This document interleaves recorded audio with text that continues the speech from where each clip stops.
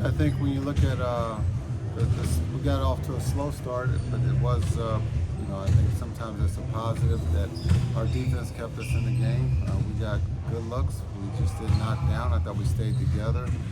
We had the conversation at halftime of things that we could do better, and I thought starting that third to be, pick up full court, get some turnovers, get some easy looks, and then being able to shoot the ball. I thought Clay and Hardy did that at a very high level for us yesterday. Yeah, you talk about that third quarter. It seemed like you guys picked up the pace a little bit. Is that going to be like a theme for the rest of the season, just playing with more pace? Well, we want to play with pace at all times, starting the game, and also, for 4 quarters, we would like to play with a high pace, play faster. I think we saw D-Live tried to take it out quick. It was a turnover, but the intent was right. We were trying to play quick, play fast, the throw aheads. Again, we had multiple guys bring the ball up or start the offense yesterday, and that's something that we haven't had here. When we have Clay and Kai, guys who can start the offense, and then also Hardy can start the offense, PJ can start the offense. So I think the carryover of what we've accomplished here in training camp, we saw a little bit last night. Coach, with Clay, would you say the plan when you first added him, how you envisioned it, do you think it lived up to what you expected last night? Yeah, I think it's a game one. There's a lot of games. He made some shots, he's going to miss some shots, but I thought the small things he did at a very high level that sometimes goes unnoticed, his ability to guard, his ability to rebound defensively and offensively. And that was something that was big for us last night, and we're going to need that throughout the season. And this might have been something you noticed as a player, but as a coach, how much do you see the style of play from a guy depending on where they're from? You got Jaden from Detroit, Aaron from Philly. Do you kind of see that show up on the court? Yeah, the toughness when you talk about where someone's from is always part of the basketball. It's always been a part of basketball. West Coast, East Coast, South, Midwest. So it's always been part of the game, and will always be a part of the game. But when you talk about those two, for sure, their toughness and their style of play. Coach, you just talked about different players bringing the ball up. You talked about it all off season in training camp, but now that you see it in reality and having Luka in different spots, what does that wrinkle to your offense do? Yeah, I think it just makes the game easier for Luka. Also, it involves, you see PJ bring it, the ball touches the paint, Clay gets a wide open corner three. It's just simple. It's, and also being able to take advantage of other guys' strengths. PJ being able to bring it. Luka's always going to be an attraction, so when you play the numbers game, it can be 3-on-3 or 4-on-4, and when you're doing that in this league, it tends to give the offense the advantage. And so hopefully we can build on what we did yesterday tomorrow night.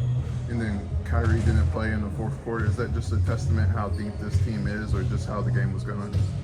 Where he didn't have to? Yeah, I think that's a combination of all those things. The depth of the team taking care of business, where we would have normally brought Kai back to give Luka a break, knowing that we would have to come back with Luka there somewhere in the mid-fourth. And so it just shows that the depth, the ability to close games, and then also to be able to keep a star on the bench for the fourth quarter.